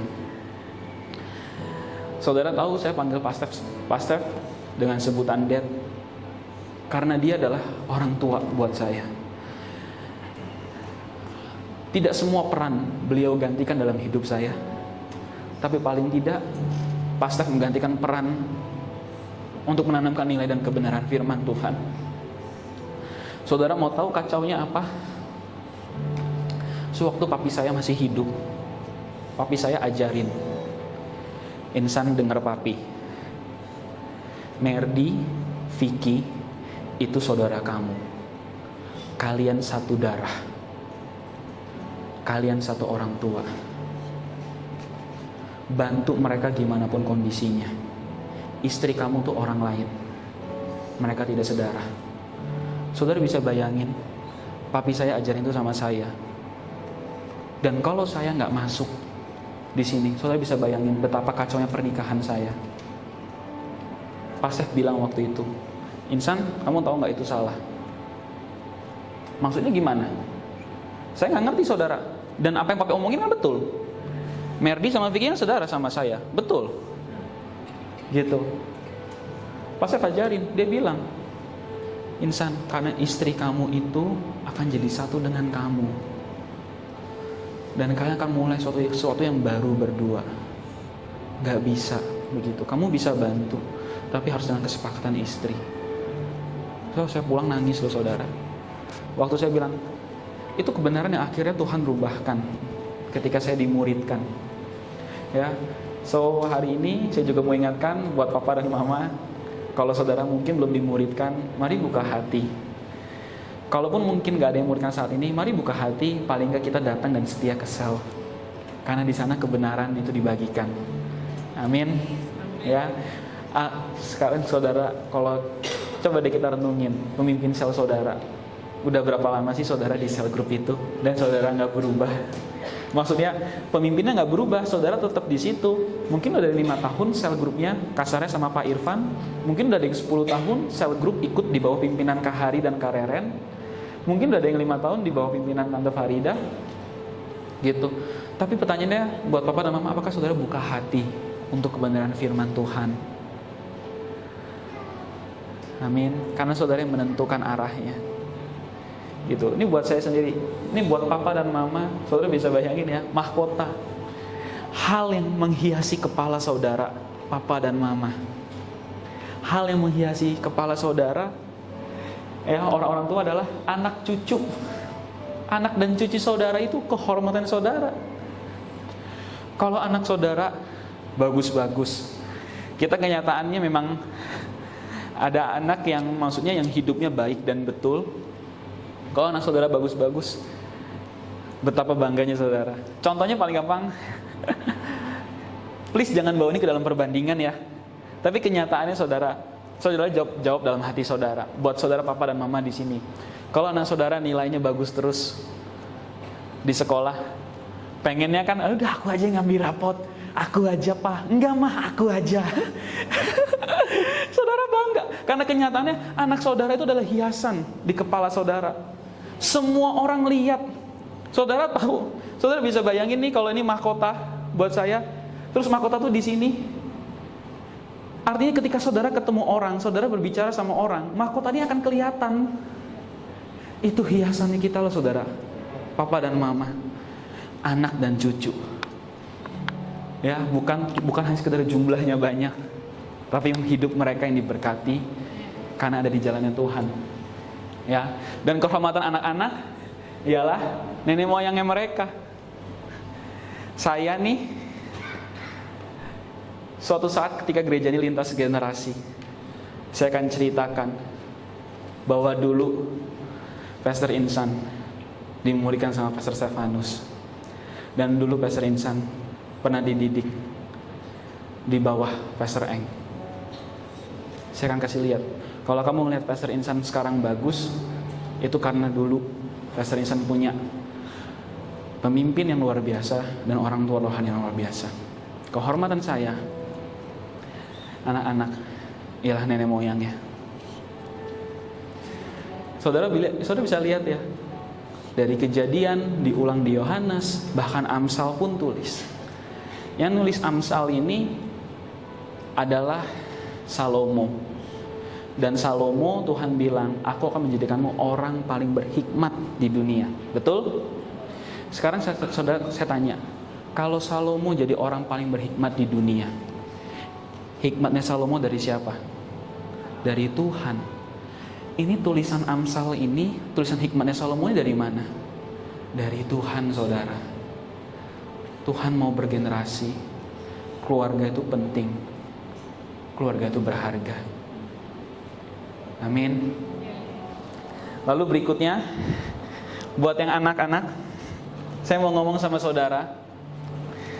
Sebagai anak, saya mau ngomong sama saudara semua. Sebagai orang yang lahir di keluarga yang punya kelemahan, di tengah-tengah keluarga yang orang tuanya pun juga tidak sempurna. Amin. Saudara, kita lihat semua dari awal tadi, goalnya buat kita yang anak-anak di sini, goal yang benar buat kita adalah kita masuk ke rencana Tuhan. Kebahagiaan kita saudara itu karena kita puas hidup dan berfungsi, karena Tuhan taruh saya di sini. Karena Tuhan memang panggil saya nih jadi bisnismen. Karena Tuhan panggil saya jadi politikus. Karena Tuhan panggil saya sebagai influencer. Karena Tuhan panggil saya sebagai pastor. Amin. Nah, tapi saudara, ya, sekarang saya mau ajarkan gitu. Kan tadi dibilang bahwa kita perlu berdewasa kan. Mari kita ambil waktu saudara. Ya. Kita belajar bagaimana kita jadi anak yang baik. Tidak akan ada bapak yang baik kalau kamu tidak pernah jadi anak yang baik. Ya, saudara kelak, anak-anak semua di sini yang belum menikah, promote. Saudara nggak akan pernah jadi orang tua yang baik kalau saudara tidak pernah belajar jadi anak yang baik. Amin. Kira bosnya. Ya. Lukas 2:52. Ya. Dan Yesus makin bertambah besar dan bertambah hikmatnya dan besarnya, dan makin dikasihi oleh Allah dan manusia.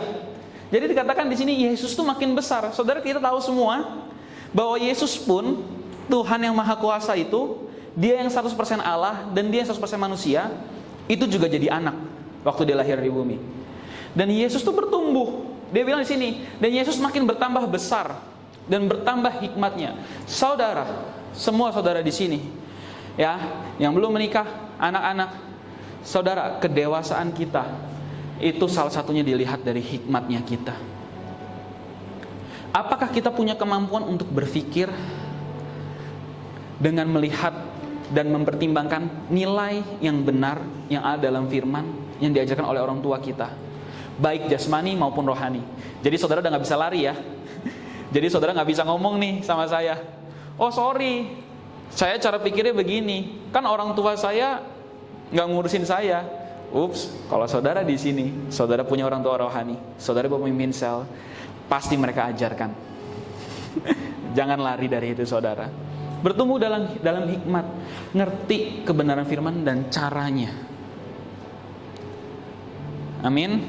Lalu berikutnya, dan besarnya, ya, hikmatnya dan besarnya. Besarnya itu fisiknya. Jadi kita tuh kalau dewasa, yaitu dewasa dalam pemikiran, dewasa secara fisik.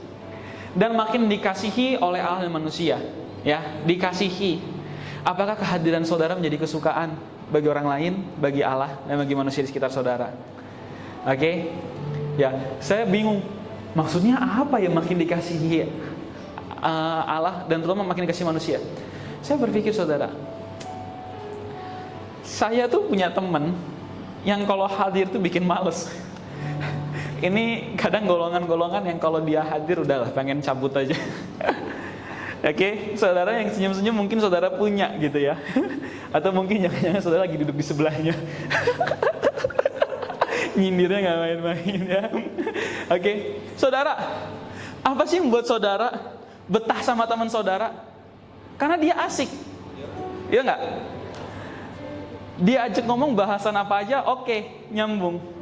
Tapi aku mau tanya saudara, kalau ada temen yang datang, mukanya udah suntuk aja, udah datang ngomel-ngomel, gitu ya, datang diajak nongkrong, diajak fellowship, datang paling telat ngomel-ngomel gitu kan, udah gitu kalau ada apa-apa orangnya paling nggak mau ngalah, paling egois.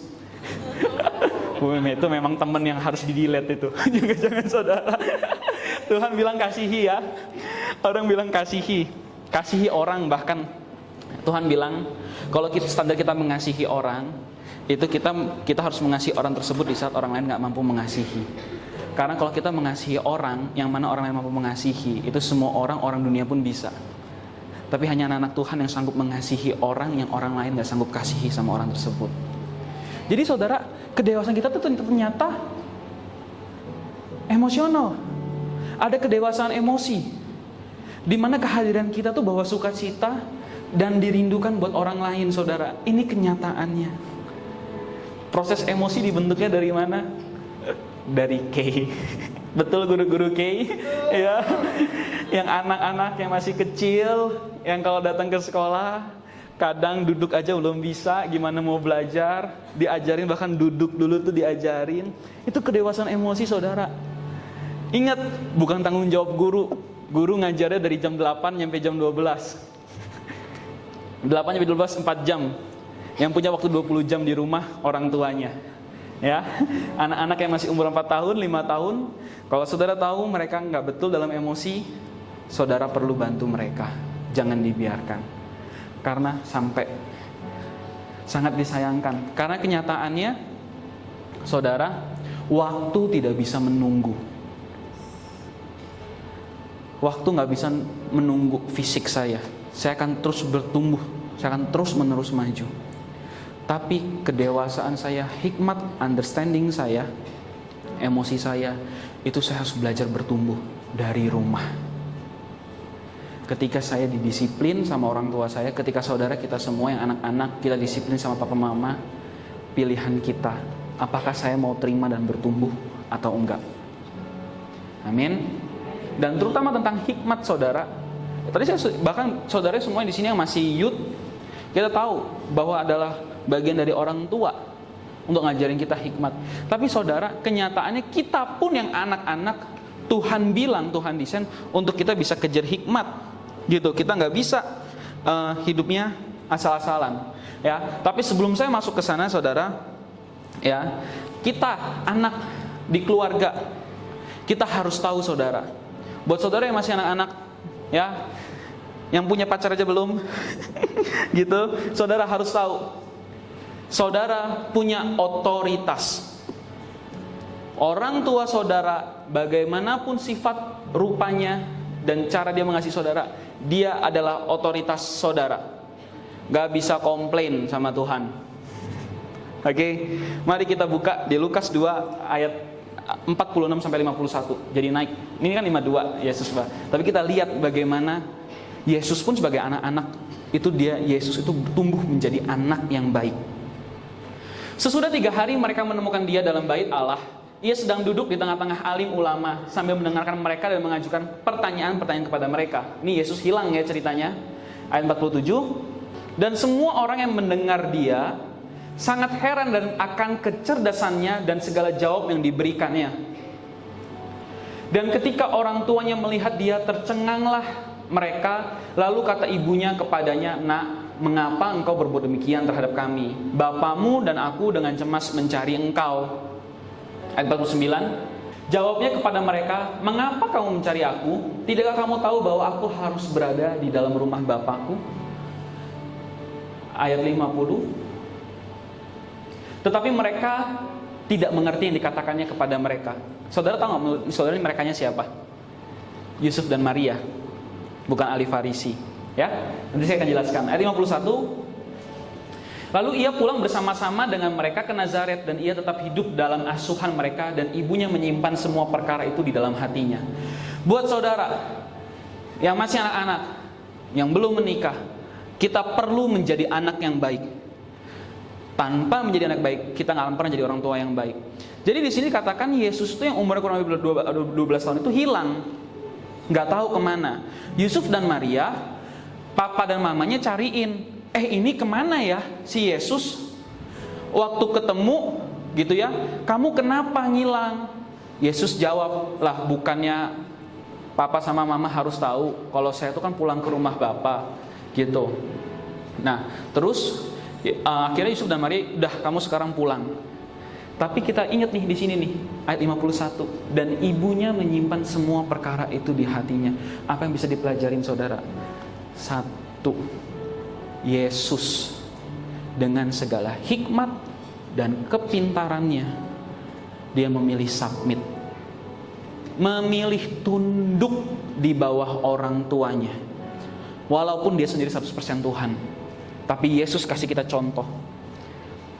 Ini Yesus, saya ini Tuhan loh. Kasarnya nih buat kita yang anak-anak saudara, saya ini Tuhan loh. Gitu, orang tua saya tuh manusia biasa loh. Saya yang Tuhan aja tunduk sama manusia, apalagi kita saudara. Saudara mau sukses, saudara mau kaya dan bisa beli segala hal di bumi ini pun, Tuhan kasih kita, Yesus kasih kita model untuk terus tunduk di bawah orang tua kita. Ya, submission itu penting, penundukan diri. Dan hal berikutnya kita bisa pelajarin saudara. Kenyataannya, saudara, saya ngomong sama semua saudara di sini sebagai anak-anak, ya, terutama. Kenyataannya, memang dalam beberapa hal orang tua kita tidak mengerti secepat kita mengerti sesuatu. Mungkin orang kita belum ngerti cara main Instagram. Mungkin orang tua kita nggak ngerti cara upload file di Drive.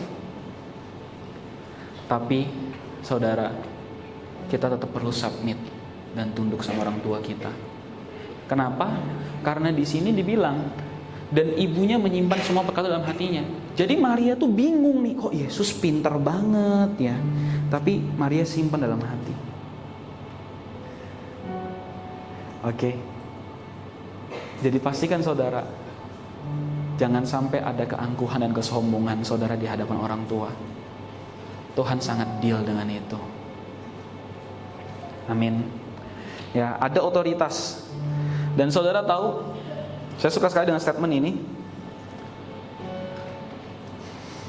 Ya, otoritas kita bisa salah, tapi Tuhan tidak pernah salah menaruh otoritas di atas hidup kita.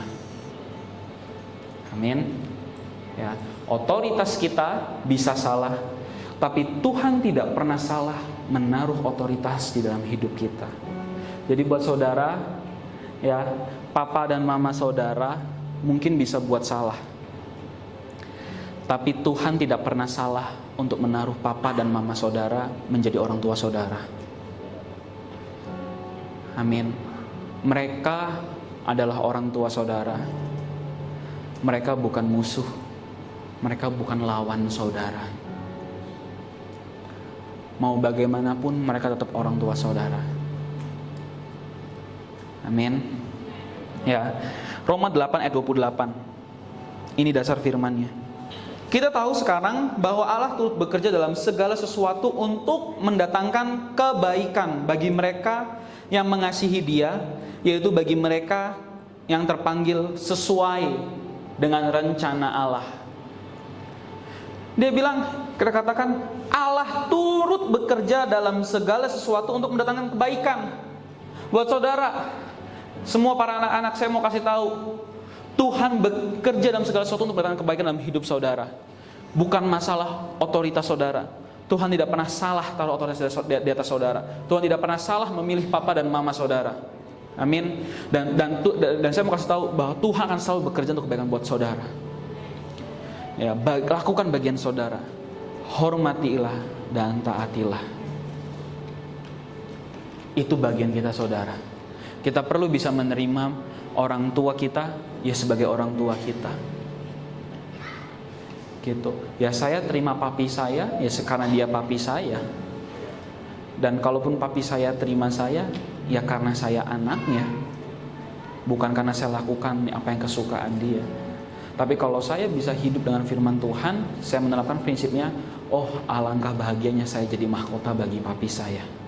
Dan alangkah bahagianya saya bisa bilang bahwa papi saya itu adalah hal yang berharga. Apa yang diajarkan bagi dia, dari dia untuk saya, itu sangat berkenan. Amin. Ya.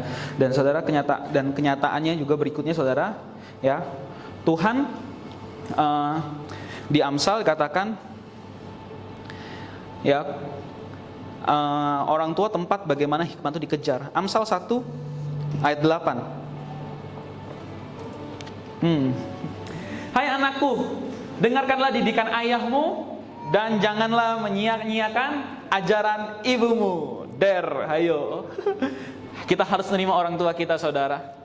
Apa yang dia ajarkan, apalagi yang dia ajarkan sesuai dengan firman Tuhan, jangan sia-siakan. Didikan dan ajaran dari papa dan dari mama saudara, jangan sia-siakan. Kan tadi saya sudah bilang, papa mama yang bertanggung jawab mentransfer nilai supaya kita hidup. Ya kalau kita diajarkan, jangan dibuang. Itu yang kepake buat hidup kita. Gitu. Kesel boleh, marah boleh, gak bisa dapat hal yang kita pengen boleh. Tapi kalau saudara tahu apa yang dikatakan itu kebenaran firman Tuhan, saudara harus belajar terima. Amin. Ya. Lalu berikutnya adalah Amsal 13-16, jauh banget. Ya. Ini saudara, kalau saudara dididik dan diajar oleh orang tua saudara, apa yang akan saudara? Berbahagialah orang yang mendapat hikmat, orang yang memperoleh kepandaian, karena keuntungannya melebihi keuntungan perak dan hasilnya melebihi emas. Ia berharga daripada permata, apapun yang kau inginkan tidak dapat menyamainya. Umur panjang di tangan kanannya, di tangan kirinya kekayaan dan kehormatan. Wow, saudara, ya, buat saudara yang anak-anak, saudara nggak perlu takut, saudara nggak akan pernah kekurangan. Selama saudara punya hikmat dan saudara hidup dengan kebenaran. Dan buat papa dan mama, sekali lagi saya mau ingatkan, papa dan mama nggak perlu takut tentang masa depan anak saudara. Masa depan anak dari papa dan mama semua di sini, semua tergantung dengan apa? Firman Tuhan, kebenaran, hikmat, value, nilai yang saudara ajarkan sama anak saudara. Karena dikatakan di sini dengan jelas, ya di ayat 13 lagi, katakan berbahagialah ya orang yang mendapatkan hikmat. Justru sedih kalau anak saudara ya gak bisa ngomong, gak tahu apa yang harus diomongin, gak tahu apa itu kebenaran, dan tidak bisa buat keputusan tentang apa yang benar dan apa yang salah. Saudara seharusnya menangis, karena anak ini akan kacau hidupnya. Dia gak punya hikmat, dia gak tahu harus ngapain. Lalu berikutnya, dan orang yang memperoleh kepandaian, saudara kasih pendidikan, dia akan bahagia. Sudah, saudara kasih kebenaran, kasih nilai, saudara kasih pendidikan, sekolah, ya aman. Karena dia bilang, ia lebih berharga dari emas dan perak. Kebenaran, nilai, pendidikan yang saudara berikan sama anak saudara itu jauh lebih berharga daripada emas dan perak. Dan Tuhan bilang, Tuhan kasih janji ayat 16, umur panjang ada di tangan kanannya, dan di tangan kirinya kekayaan dan kehormatan. Saudara kurang apa lagi? Bukankah itu yang papa dan mama inginkan? Anak saudara panjang umur, mendapat kekayaan dan kehormatan, dan buat saudara yang anak-anak, bukankah itu yang saudara inginkan? Yang kita sering khawatirkan, uangnya cukup atau enggak. Selama kita punya nilai kebenaran, selama kita hidup di jalannya Tuhan, itu semua beserta dengan kita. Amin. Tapi saudara, kenyataannya adalah banyak anak-anak terluka sama papanya. Banyak papa-papa marah dan membuat tawar hati anaknya, membuat anaknya sampai merasa tidak berharga. Hari ini saudara, mari kita nanti ambil waktu untuk kita memperbaiki segalanya. Saudara, kita semua sebagai keluarga, kita perlu quality time.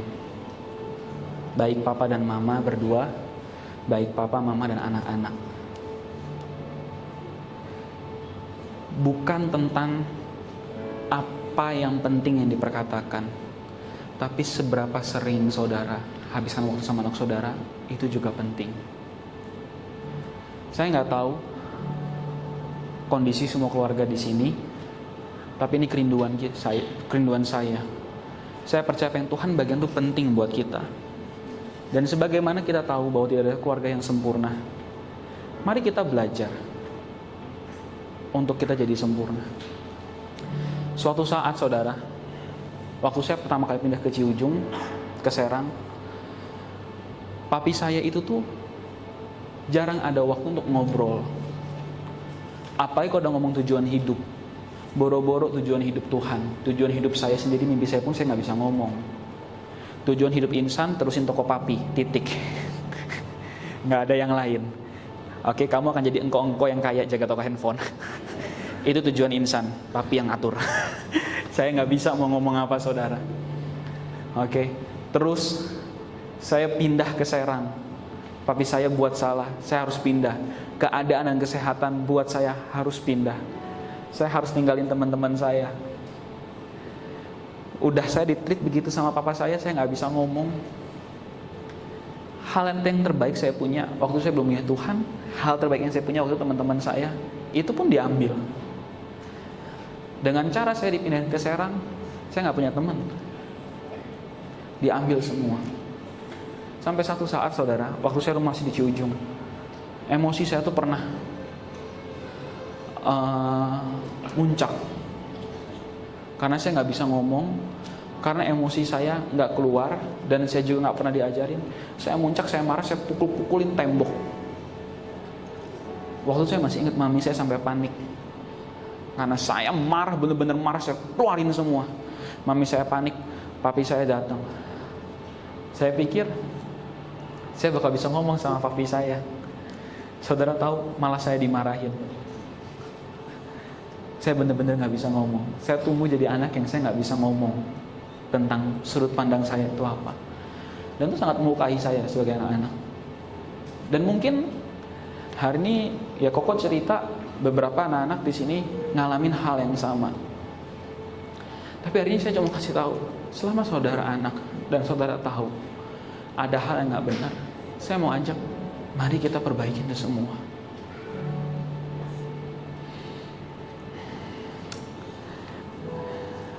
Keluarga ini penting. Keluarga ini penting, saudara. Kalaupun saudara nggak bisa melihat dan belum bisa melihat betapa pentingnya keluarga saudara di hadapan Tuhan, paling tidak saudara tahu dan bisa merasakan keluarga ini penting buat diri saudara sendiri. Saya akan buka Amsal 11 ayat 29. Siapa yang mengacaukan rumah tangganya akan menangkap angin. Orang bodoh akan menjadi budak orang bijak. Kalau sampai ada yang nggak betul, apalagi yang mengacaukan, semua yang dilakukan itu sia-sia, saudara. Gak ada apa-apa. Saya ngomong semua di sini, ya, kepada papa, mama juga anak-anak. Kalau kamu ngacau rumah tangga, kamu tuh kayak berusaha nangkep angin, sia-sia semua. Dan hari ini, saudara, saya juga mau ajak. Saya nggak tahu kondisinya apapun, tapi saudara, saya cuma kasih tahu dalam setiap kondisi, anugerah Tuhan tuh selalu berlimpah buat kita.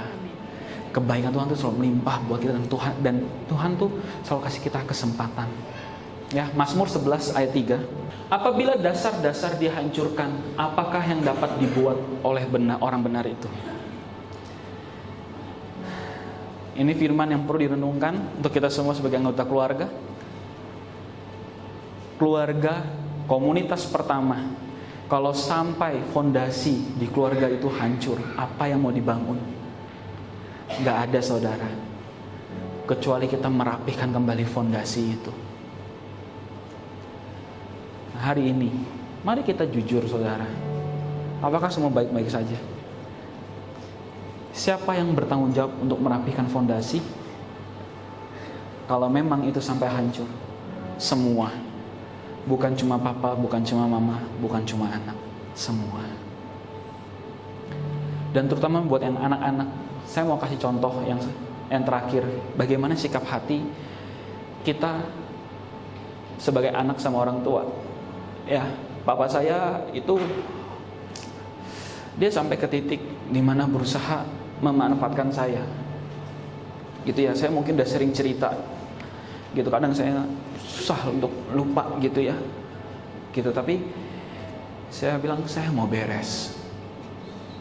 Kalau saya nggak beres dengan papa saya nggak akan jadi anak yang baik.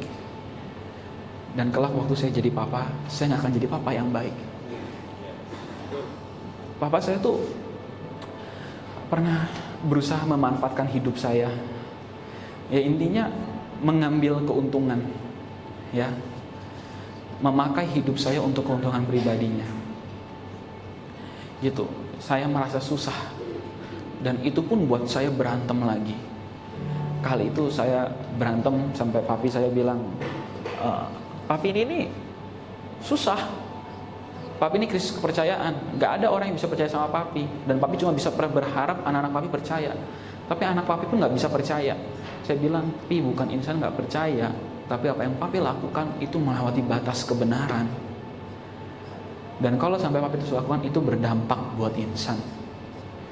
Saya marah. Kita berantem, papi saya punya sakit jantung, dia sampai kolaps. Jadi saya sama papi saya tuh berantem sampai ngeliat papi saya tuh bawa pisau, dia berusaha bunuh, dan saya tahan. Gitu ya, waktu itu ada Vicky, ada Merdi, dan itu papi saya sampai kejang-kejang di lantai. Saya susah banget. Gitu. Tapi saya bilang, saudara, saya mau beresin. Dan sampai saat ini saya berdiri di hadapan saudara, saya ngomong, Pak Stef, orang yang sama panggil Dad, orang tua rohani saya. Saya selalu bilang, sampai saat saya bilang, papi saya, papi Edi itu papi yang terbaik yang saya punya.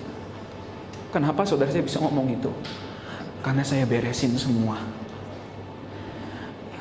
Saudara, baik semua papa dan mama di sini, baik semua anak-anak di sini, kita semua punya kekuatan untuk menghentikan kutuk yang telah berjalan dari generasi ke generasi. Buat saudara yang papa dan mama, mungkin saudara papa mama ngalamin kekerasan, saudara punya kekuatan untuk menghentikan kutuk itu, untuk mendidik anak saudara sesuai dengan kebenaran firman Tuhan. Dan buat saudara anak-anak, mungkin saudara saat ini tidak punya orang tua yang baik, tapi saudara punya kesempatan untuk menghentikan kutuk itu. Dan saudara punya kesempatan untuk menjadi orang tua yang baik buat anak saudara. Tapi hari ini, pertanyaan apakah kita mau jujur? Apakah kita mau jujur? Cukup jujur di hadapan Tuhan untuk mengakui itu semua. Saya berusaha bereskan itu sama papi saya. Bahkan saya selesaikan sebelum papi saya nggak ada. Dan sering kali saudara, ya, saya sering doakan, Insan kamu akan jadi bapak bagi banyak generasi. Insan kamu akan jadi bapak bagi banyak anak-anak, gitu ya. Dan suatu saat ketika saya melayani anak muda, gitu, dia datang, dia konseling sama saya tentang papanya gimana. Waktu kita selesai konseling, saya bilang, saya pulang, saya doa, Tuhan saya tahu, saya sudah beres. Dan saya tahu, kalau saya nggak beres sama papa saya nggak akan bisa engkau pakai untuk bebaskan orang lain. Saudara mau tahu saya beresnya gimana? Ya, Om Eng, saya minta tolong Om Eng maju. Ya, saudara, di sini Om Eng ini berdiri, di sini aja biar kita kelihatan. Di sini Om Eng ini berdiri mewakilin papa saya, ya. Seringkali waktu kita pahit, kita kecewa sama orang tua kita, kita bisa masuk ke rumah, duduk, istirahat, tidur, makan, tanpa kita bahas luka yang dipunya.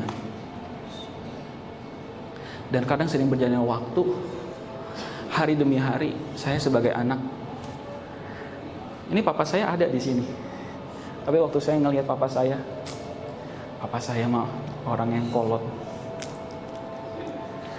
Efesus 6 ayat 2 katakan, hormatilah ayah dan ibumu supaya panjang dan lanjut umurmu di bumi. Ya, saudara, saya mau ajarkan sama saudara semua apa itu menghormati.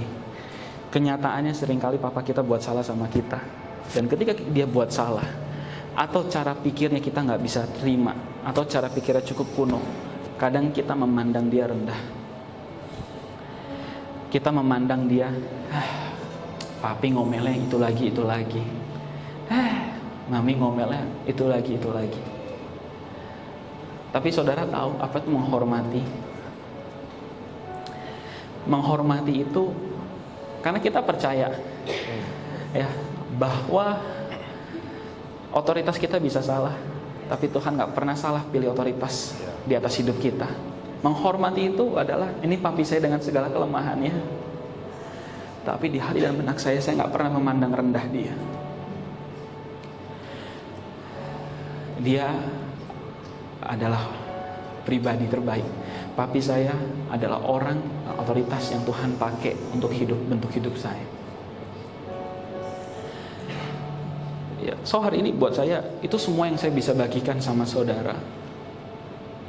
Hari ini saudara, ya, kita ambil waktu, ya, kita cek.